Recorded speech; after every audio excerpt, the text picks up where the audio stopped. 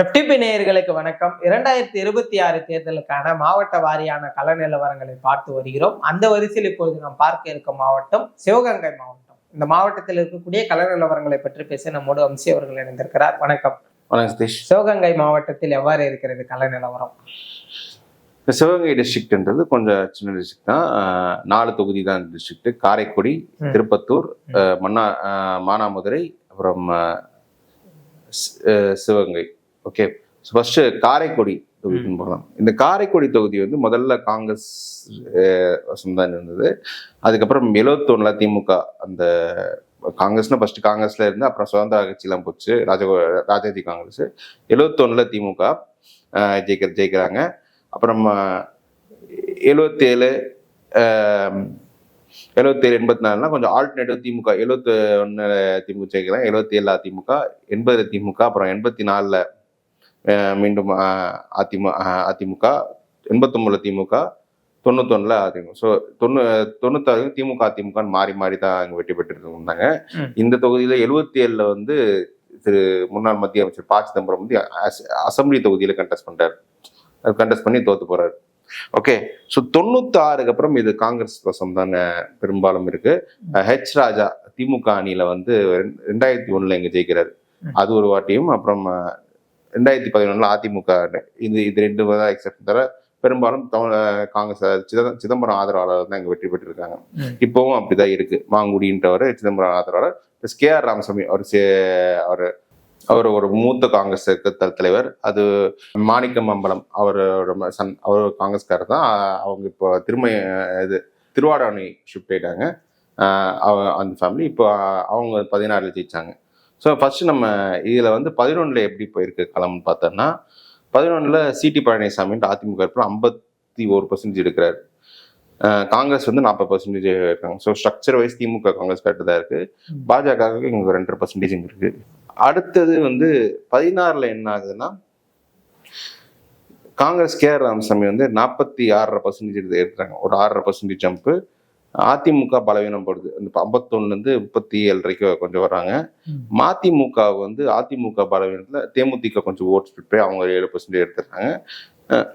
நாம் தமிழர் சீமான் இந்த மாவட்டத்தை சேர்ந்தவர் தான், அவர் 2% அவர் எடுத்துட்டாரு. பாஜகவுக்கு அவங்களும் 2% இங்க மெயின்டைன் பண்ணிட்டு வராங்க. நீங்க 2011 மாதிரி 2% மெயின்டைன் பண்றாங்க. இதுல என்ன ஆகுன்னா, மாங்குடி வந்து 36% தான் அசம்பிளியில் எடுக்கிறாரு. பாஜக சேர்ந்த ஹெச் ராஜா வந்து 26% எடுக்கிறாரு. அமமுக வந்து இங்க அவங்க ஒரு 21% எடுக்கிறாங்க. அப்புறம் நாம் தமிழர் அவங்களும் இங்க 23,000 ஓட்டு, அவங்களும் நல்லா. ஸோ கிட்டத்தட்ட ஒரு 4 முனை போட்டி மாதிரி இல்லை, 10% ஓட்டு மேலே 4 பேர் வச்சிருக்காங்க. அதாவது காங்கிரஸ் 36, பாஜக ஒரு 26, இவர் அமமுக அவங்க 21, அப்புறம் தீபோகி பாண்டி அமமுக, இவங்க வந்து 11% இவங்க நாம் தமிழர் இருக்காங்க. ஸோ இப்போ பார்லிமெண்ட் பொசிஷன் எப்படி போகும்னு பார்த்தோன்னா, இங்கே ஃபுல்லாகவே இது சிவகங்கை பார்லிமெண்ட் கார்த்தி சம்பந்தம் 40% தான், 41% எடுக்காரு, 36 5% எக்ஸ்ட்ரா. அதிமுக 17% தான் இருக்காங்க. பாஜக இங்கே 22% இருக்காங்க, பாஜக 23%. நாம் தமிழர் இங்க 14% அவங்களும் எடுக்கிறாங்க. ஸோ இது வந்து ஆக்சுவலி காங்கிரஸ் வந்து தோக்கக்கூடிய ஒரு தொகுதி தான். பாஜக கரெக்டான கேண்டிடேட்டை போட்டு அவங்கள வந்துட்டா, ஆனால் வாய்ப்பில்லை. தீர்ப்போகி பாண்டி கூட எங்க ஒரு அதிமுக சேர்ந்து அவங்க சீட் வாங்கிட்டு வந்தாலும் வாய்ப்பு இருக்கு. இல்லை, எனக்கு தெரிஞ்சு சீமான் இந்த தொகுதியில் கண்டெஸ்ட் பண்ணாலும் சீமானுக்கு ஒரு வாய்ப்பு இருக்குன்னு தான் சொல்றேன். ஸோ இப்போ ஸ்டேட்டஸ் கோ எப்படி இருக்குன்றதால நான் வந்து திமுக அணிக்கு நான் கொடுக்குறேன். பட் வந்து இது வந்து எது தரப்புல எப்படி கேண்டிடேட் அமைகிறாங்க போட்டு தான் நம்ம வந்து தேர்தல் நெருக்கத்தில் மறுபடியும் பண்றாங்க, மறுபடியும் விசிட் பண்ணுவோம் அந்த தொகுதியை. அடுத்து திருப்பத்தூர், இந்த தொகுதியும் கிட்டத்தட்ட இதுவும் இது வந்து ஃபர்ஸ்ட் திமுக கொஞ்சம் ஸ்ட்ராங்கா எஸ்டாப்ளிஷ், அப்புறம் கம்யூனிஸ்ட் வருஷம் போய் காங்கிரஸ் அதிமுக வந்து இந்த டிஸ்ட்ரிக்ட்ல வளர்ந்த மெயின் ரீசன் வந்து கண்ணப்பன். கண்ணப்பன் வந்து இங்க வந்து ராஜகண்ணப்பன் மந்திரியா இருக்கார்ல, அவர் வந்து இங்க 91 இருந்திருக்கார் திருப்பத்தூர்ல. அவர் கொஞ்சம் இங்க அந்த யாதவ் ஓட்ல கொஞ்சம் ஆர்கனைஸ் பண்ணி இது ஒரு யாதவ டிஸ்ட்ரிக்டாவே ஃபார்ம் பண்றாரு. 2009 சிதம்பரத்தை வந்து ஆல்மோஸ்ட் தோக்கடிச்ச ஒரு ஸ்மால் மார்ஜினில் தான் அந்த தோல்வி டிக்ளேர் பண்றாங்க. இங்க பார்த்தோன்னு வச்சுக்கோங்க, 96க்கு அப்புறம் இங்க வந்து பெரிய கருப்பன் டாமினேஷன்லாம் இங்க இருக்கு. ராஜகண்ணப்பனே திரும்ப 2011 கண்டெஸ்ட் பண்றாங்க. பட் ஆனால் பெரிய கருப்பனை இங்க தோக்கடிக்கும் அந்த அளவுக்கு ஸ்ட்ராங்கா அந்த தொகுதி வச்சிருக்காரு. மாவட்டத்தையும் அவர் தான் ஸ்ட்ராங்கா திமுக வச்சிருக்காரு. ஸோ அந்த ராஜகண்ணப்பன் திமுக கோட்டையாவே மாத்திட்டு பாருங்க. சும்மா அது நம்ம ரிசல்ட்ஸ் மட்டும் பார்த்தோன்னா 11 நான் சொன்ன ராஜகண்ணப்பனே கண்டெஸ்ட் பண்றாரு. 47% எடுக்கிறாரு. இவர் 48% எடுத்துரு ஒரு ஹெவி வெயிட் கான்டெஸ்ட்ல இவர் ஜெயிச்சிடறாரு. 19 கமெண்ட்ஸ் எல்லாமே தாண்டி. பிஜேபிலாம் இப்போ 1% தான் கம்மியாக தான் எடுக்கிறாங்க. 96% ஓட்டு இந்த 2 பேருக்குள்ளதான் இருந்துச்சு. அப்புறமா நீங்க 2016 பார்த்தோன்னா இவர் 55 போடுறாரு. ராஜகண்ணப்பன் இருந்தாலும் 48 இல்லாட்டா. ஸோ 56%. அதிமுக வேட்பாளர் வந்து 35% தான். ராஜகண்ணப்பன் இல்லாத அதிமுக வேட்பாளர் 35% தான் எடுக்கிறாங்க. நாம் தமிழர் வந்து இங்க 1% குறைவா தான் எடுக்கிறாங்க. சிபிஎம் தான். இப்போ 2021 என்னன்னா இவர் வந்து 49% தான் எடுக்கிறாரு. ஒரு 6% டிப்பு. அதிமுக வந்து பிளஸ் ஆனா சீமான் கொஞ்சம் இவர் ஓட்டை கொஞ்சம் போட்டு பலப்படுத்திருக்காரு. இப்போ 7% ஆயிடுச்சு. சீமான் கொஞ்சம் இவர் ஓட்டு கொஞ்சம் போயிருக்கு. அதிமுக இன்னும் ஃபர்தரா பலவீனமாயிருக்கு. அமமுக கொஞ்சம் அதிமுகவோட ஓட்டு 3.5% ஸ்பிட் பண்ணி எடுத்திருக்காங்க. அப்புறம் இண்டிபெண்ட் பரமசிவன் அவர் ஒரு 6% ஓட்டு எடுத்தால கொஞ்சம் இவர் கொஞ்சம் பலவீனமாயிருக்காரு. அதனால டிஃபரன்ஸ் வந்து ரொம்ப பெருசா இருக்கு. இப்போ திருப்பத்தூர் பார்லிமெண்ட்ல கார்த்தி சிதம்பரம் வந்து 42% இருக்காரு. அவரா 49, இவர் 42 தான் இங்க எடுக்கிறாரு. அதிமுக சேவியர் தாஸ் 22% எடுக்கிறாரு. பாஜக தேவநாதன் யாதவ் ஒரு 17%, 39 வருது. 2 பேர் சேர்த்தா. நாம் தமிழர் வேட்பாளர் வந்து அவங்க 14%, அவங்க கொஞ்சம் 6-14% நாம் தமிழர் இங்க ஜம்ப் ஆயிட்டு. இந்த தொகுதியை பொறுத்த சீமான் சொந்த மாவட்டத்துல நாம் தமிழர் கொஞ்சம் இங்க ஸ்ட்ராங்கா தான் இருக்காங்க. ஸோ என்னை பொறுத்தவரை இது வந்து பெரிய கருப்பனுக்கு ஃபைட்லாம் கிடையாது. அவர் கம்ஃபர்டபுளா இருக்கு, அமைச்சராக இருக்காரு. என்னன்னா இப்போ வந்து அதிமுக ஆக்கள் இங்க நாம் தமிழர் இன்னும் ஃபர்தர் பலவீனப்படுத்தும். 39 அதிமுகவுக்கும் ஒரு ஜம்ப் இருக்கு. இப்ப நாம் தமிழர் எடுத்த ஓட்டு திரும்ப அது இவர் பெரிய கருப்பன் நிற்கிறதால திரும்ப ஆர்கனைஸ் பண்ணி எடுக்கக்கூடிய கெப்பாசிட்டி இருக்கு. ஸோ பெரிய கருப்பன் இங்க ஸ்ட்ராங்கா தான் இருக்காரு. அடுத்து சிவகங்கை தொகுதி. இந்த சிவகங்கை தொகுதியை பொறுத்தவரை வந்து என்னன்னா, அடுத்து சிவகங்கையில வந்து என்னன்னா எங்கேயும் ஃபர்ஸ்ட் திமுக ஸ்டார்டிங்ல ஸ்ட்ராங்காக இருந்தாங்க. அப்புறம் காங்கிரஸ் வசம் ஒரு 3 முறை தொடர்ந்து ஜெயிச்சிருந்தாங்க. அப்புறம் திமுக அதிமுகன்னு மாறி ஒரு 89 2001 வரை இருக்கும் வந்து. அப்புறம் 6-11 கம்யூனிஸ்ட் வசம். அதுக்கப்புறம் தொடர்ந்து அதிமுக தான் இங்க ஜெயிச்சுட்டு வர்றாங்க. இப்போ PR செந்தில்நாதன் அதிமுகவோட அங்க சிவகங்கை டிஸ்ட்ரிக்ட் செக்ரட்டரி அவர் தான் நிற்கிறாரு. இந்த தொகுதியை பொறுத்தவரைக்குன்னா திமுக வந்து அவங்க கண்டெஸ்ட் பண்ணா ஈஸியா இங்க கொஞ்சம் ஒர்க் அவுட் பண்ணலாம். ஆனா என்ன பிரச்சனைன்னா இங்க வந்து ஒருவேளை சிவகங்கையில வந்து பவர்ஃபுல்லா ஒரு MLA ஜெயிச்சு வந்தாருன்னா மாவட்டத்தை பிரிச்சுருவாங்க. அதனால பெரிய கருப்பன் வந்து ஒத்துக்க மாட்டாரு. ஸோ இது வந்து கூட்டணி கட்சி தான் இந்த தொகுதி கொடுப்பாரு. அந்த கூட்டணி கட்சி வெற்றி பெற்ற முடியுதா இல்லையானது தெரியல. இல்ல திமுக போட்டிட்டாலும் பெருசா அவங்க இருக்காது. ஸோ நல்ல கேண்டிடேட் கொடுத்தாலும் அவங்க அக்செப்ட் பண்ணிக்க மாட்டாங்க. இதுதான் சிவகங்கையை பொறுத்தவரைக்கும் நிலை.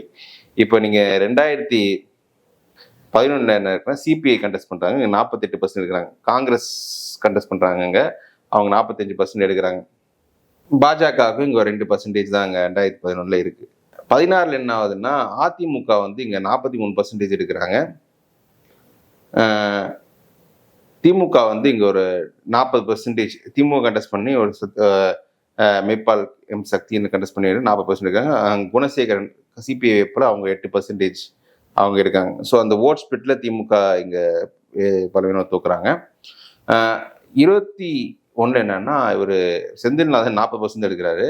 குணசேகரன் கண்டெஸ்ட் பண்றாங்க. பட் ஆனால் இங்க அமமுகவும் நாம் தமிழரும் திமுக ஓட்டை ஸ்பிளிட் பண்ணதால் இவங்க வெற்றி பெற முடியல. இல்லைன்னா அவங்க குணசேகரன் இங்க வெற்றி பெறக்கூடிய தொகுதி தான் இருக்கு. அமமுக ரொம்ப % இருக்காங்க, நாம் தமிழ் 11% எடுத்திருக்காங்க. இங்க பார்லிமெண்ட் பொசிஷன் எப்படி போகுதுன்னா, பார்லிமெண்ட்ல வந்து இங்கே கார்த்தி சிதம்பரம் வந்து இங்கே 37% தான் இங்கே எடுக்கிறாரு. ஓகே, அதிமுக வந்து 20% எடுக்கிறாங்க. தேவநாதன் யாரும் இங்கே 22% இங்கே எடுக்கிறாங்க. ஏழரசி சரி நாம் தமிழ் வேட்பாளர் இங்கே 11-16% எடுத்திருக்காங்க. ஸோ என்னை பொறுத்த வரைக்கும் இந்த தொகுதி வந்து மீண்டும் அதிமுக சொந்த வரதுக்கு அதிக வாய்ப்புகள் இருக்கு. திமுகவும் கண்டெஸ்ட் பண்ண மாட்டாங்க, கூட்டணி கட்சி இருக்கின்றதால சரி. ஸோ உறுதியாக அந்த தொகுதி அதிமுக செந்தில்நாதன் மீண்டும் வெற்றி பெறுவார். இறுதியா மானாமதுரை தொகுதி. மானாமதுரை ஒரு ரிசர்வ் தொகுதி. இந்த தொகுதியை பொறுத்தவரை என்னன்னா, இதுவும் இங்க வந்து அதிமுக திமுகன்றது 71-77 கொஞ்சம் செட் ஆனாலும் காங்கிரஸ் இங்கேயும் பிரசன்ஸ் 3 கட்சிகளும் மிக்சடா அப்படி இருக்கும். 2 சைடு காங்கிரஸ் ஒரு சைடு இருக்கும்போது அந்த சைடு ஆட்டோமேட்டிக்கா ஜெயிச்சிடும். இந்த மாவட்டம் ஃபுல்லாக ட்ரெண்டு. நீங்க பார்த்தா 71-77 திமுக, 80 இண்டிபெண்டன்ட், 84 காங்கிரஸ், 89 திமுக, 91 அதிமுக, 96 திமுக கூட்டணியில் கம்யூனிஸ்ட், 2001 காங்கிரஸ், அப்புறம் 6-11 குணசேகரன். இது வந்து 6-11 குணசேகரன் இவர் அதிமுக வேட்பாளர். அதுக்கப்புறம் இவங்க தான் ஜெயிக்கிறாங்க. அப்புறம் 2021 தான் திமுக மீண்டும் வெற்றி பெறுறாங்க. ஸோ 11 பொசிஷன் எடுத்து பார்த்தோன்னா குணசேகரன் அதிமுக வேட்பாளர் வந்து 52% இருக்கிறாங்க. திமுக வேட்பாளர் தமிழரசி இவங்க தான் கண்டெஸ்ட் பண்றாங்க. இவங்க 2006 கூட எம்எல்ஏ இருந்திருக்காங்க, பட் மந்திரியா இருக்காங்க. பட் அவங்க கண்டெஸ்ட் பண்றதால 43% இவங்க எடுத்துக்காங்க 11. இது நல்லா ஓட்டு. பட் ஆனால் அதிமுக ரொம்ப ஸ்ட்ராங்கா இருக்காங்க. பாஜகவுக்கு வந்து 1% கம்மியாக தான் இருக்கு. இதுல என்ன இருக்குன்னா 16 என்ன இருக்குன்னா அதிமுக வந்து 48% அவங்க கண்டெஸ்ட் பண்ணுவாங்க. திமுக சித்ரா செல்வி 40% இருக்கிறாங்க. அதுல அவங்க ஓட்டுருக்காங்க. விசிகா இவங்க வந்து அவங்க மக்கள் நல கூட்டணி 4% எடுத்துறாங்க. நாம் தமிழர் பிஜேபிக்குள்ள ஒரு 2% குறைவாக தான் வருது. 21 என்னன்னா இவங்க வந்து தமிழரசி அவங்க 43%, 11 எடுத்த ஓட்டு அதே ஓட்டு. திமுக ஓட்டு வந்து 40-43 அந்த ரேஞ்ச் தான் இருக்கு. அதிமுக ஓட்டு வந்து பெரிய அளவுக்கு வந்து நாம் தமிழருக்கு அமமுகவுக்கு இங்க கொஞ்சம் ஷிஃப்டே இருக்கு. இதுதான் இங்க அதிமுக 2019 பைப்போல்ல கூட ஓரளவு டீசெண்டான ஓட்டு எடுத்துட்டாங்க. அவங்க வந்து 43% அதுலேயே பலவீனப்பட்டிருந்தாலும் கொஞ்சம் பலவீனத்தை குறைச்சிட்டாங்க. ஆனால் அது இடைத்தேர்தலில் கொஞ்சம் அவ்வளோ போல் மேட்ச் பெட்டராக இருக்கிறதா 43. இது பொது தேர்தலில் இன்னும் பலவீனப்பட்டிருக்காங்க. இதில் வந்து நாம் தமிழர் வந்து 19 இடைத்தேர்தல் 4% எடுத்திருக்காங்க.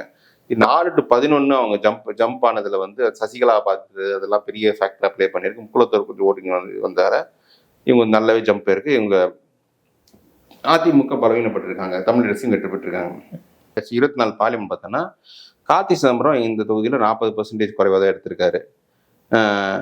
அதிமுக வந்து 18%, தேவநாதன் யாதவ் பிஜேபியில் 40%, 22% இருக்காரு. நாம் தமிழர் 11% எடுத்திருக்காங்க. ஸோ என்னை பொறுத்தவரை இந்த தொகுதியில் வந்து ஒரு நல்ல கேண்டிடேட்டை பிஜேபி அதிமுக என்டிஏ தரப்பில் போட்டாங்கன்னா அதிமுகவுக்கு வெற்றி பெறலாம். தமிழரசி அவங்க 40 அந்த பொட்டன்ஷியல் எடுக்கலாம். பட் ஒரு க்ளோஸ் ஃபைட்ல எனக்கு தெரிஞ்ச அதிமுகவுக்கு ஒரு கொஞ்சம் எட்ஜு கிடைக்கலாம். இல்லாட்டி நாம் தமிழர் எப்படி அவங்க ஸ்பிட் ஆகும், விஜயோட ஒரு ஃபேக்டர்ஸ்லாம் இருக்குல்ல. ஸோ ரொம்ப க்ளோஸ் ஃபைட்டா இருக்கு. நான் அதிமுகவுக்கு இந்த தொகுதி நான் ஒரு எட்ஜு கொடுக்குறேன். சிவகங்கை மாவட்டத்தில் இருக்கக்கூடிய 4 சட்டமன்ற தொகுதிகளுடைய நிலவரங்களை தெளிவா சொன்னீங்க. அந்த 4 சட்டமன்ற தொகுதிகள் காரைக்குடி, திருப்பத்தூர், சிவகங்கை, மானாமதுரை. இதுல வந்து காரைக்குடி, திருப்பத்தூர் இந்த 2 சட்டமன்ற தொகுதிகளும் திமுக வெற்றி பெறக்கூடிய தொகுதிகளாகவும், சிவகங்கை, மானாமதுரை இந்த 2 தொகுதிகளும் அதிமுக வெற்றி பெறக்கூடிய தொகுதிகளாகவும் இருக்குது. சிவகங்கை மாவட்டத்தில் இருக்கக்கூடிய கள நிலவரங்கள் தெளிவா சொன்னீங்க. நம்ம மேலும் ஒரு மாவட்டத்தில் சந்திக்கலாம்.